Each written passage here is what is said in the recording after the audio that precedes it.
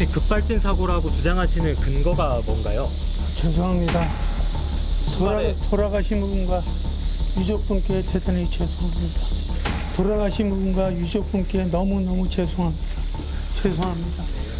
이번 사고는 차량 결함에 의한 사고라는 피의자의 주장과는 달리 피의자의 운전 조작 미숙으로 의한 사고로 판단하였습니다.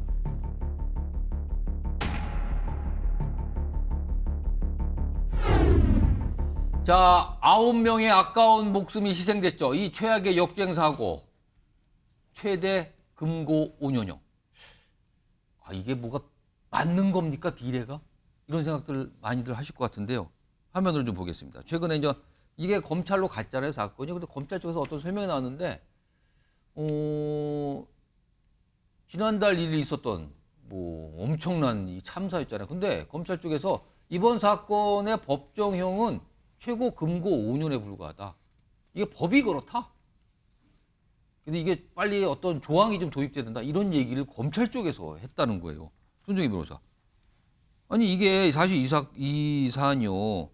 운전자가 계속 급발진 주장했지만 사실은 경찰 쪽 조사 결과에서 차량 결함이 아니고 운전자의 운전 과실이라고 지금 나와 있잖아요. 설명이. 그리고 무려 9명이나 희생이 된 사건인데 그래도 5년입니까? 최고가?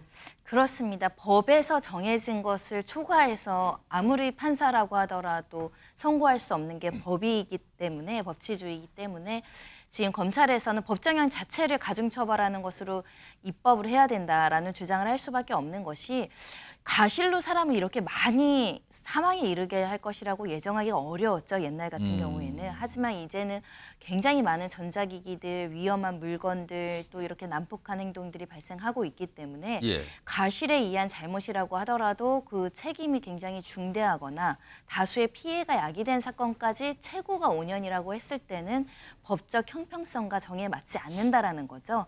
예전 같은 경우는 교통사고 특례법에서 5년 이하 이런 뭐 예를 들면 과실에 의한 경우 특례로 면제도 해주고 감경도 해줬던 것은 고의성이 있을 때 사회적인 비난 가능성이 있는 거지, 살면서 실수할 수 있으니까 예. 실수로 인한 범죄까지는 좀 선처를 해주자 이런 관념이 있지만, 선처해주기에는 너무나 큰 피해가 예. 야기됐고 또 반성하지 않고 이렇게 법정형이 낮으면 발생하는 문제가 피해자들의 피해가 실질적으로 배상되지 않는 문제들이 발생하고도 있거든요. 그렇기 때문에 법정형 자체를 좀 더 높여서 구체적인 타당성과 판사가 선택할 수 있게 해야 된다. 이런 목소리가 나오고 있습니다. 손정희 변호사. 결과적으로 이런 교통사고로 한 명이 사망을 하든 여러 명이 사망을 하든 참사가 발생하든 뭐 같은 겁니까? 그러면은 이게? 예, 저는 근데 좀 달리 생각해요. 왜 그러냐면 이제 그 법에 5년이 하잖아요. 예. 그거는 이제 그 한 사람일 때죠. 근데 여러 사람이 죽었을 때는 경합범이라고 저는 봅니다. 오. 실체적 경합범. 오. 그러니까 경합범이라는 게 상상적 경합과 실체적 경합이 있는데, 예. 여러 개의 행위로 여러 개의 죄를 지면 실체적 경합. 예. 한 개의 행위로 여러 명이 죽으면 예. 상상적 경합. 상상적 경합일 때는 무거운데 5년밖에 안 돼요. 그런데 그러니까 수류탄 하나 던지가 100명이 죽어도 한 명은 똑같단 말이에요. 예. 근데 이거는 운전이잖아요. 예. 운전을 치고 또 치고 또 친 거는 아. 행위가 다르다. 저는 이게 9개의 경합범위로 보고, 다만 그래도 한계가 있어요. 예. 그래도 우리나라는 이게 미국은 경합범일 때 그냥 합치버려요. 다 더해버리죠. 그러면 200년 나와요. 근데 우리나라는 여러 개의 경합범도 가장 무거운 죄 2분의 1까지 가중해요.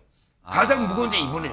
그래서 저는 제가 보는 시각은 이 범인은 7년 6개월까지 때릴 수 있다. 아. 그래도 미흡하죠. 물론 그거는 미국식으로 바꾸면 몰라도 저는 7년 6개월까지 가능하다. 5년은 아니다. 예. 이렇게 봅니다.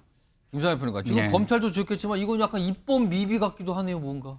이분요. 그렇죠. 뭐 좀 전에 손정혜 변호사께서 말씀을 해주셨지만 굉장히 그 국민 법감정상 맞지 않는 것은 조금 그 뭐랄까요, 범위를 넓혀서 그 범위 안에서 판사가 또 예. 실체적인 진실을 보고 구형을 할 수가, 그 판결을 할 수가 있잖아요. 예.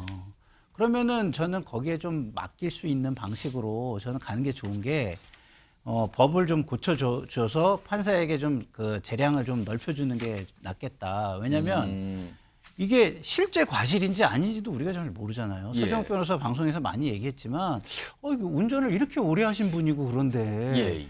회피하려는 노력이 왜 일반 국민들이 볼 때는 별로 안 보인단 말이죠. 지금 뭐 경찰 조사 결과는 네. 회피 이런 게 없었다라고 지금 경찰은 보고 있단 그렇죠. 말이에요. 그리고 또 기본적으로 경찰이 이거를 단순 과실로 보는 거에 대해서 국민들이 동의하기가 되게 힘든 거예요.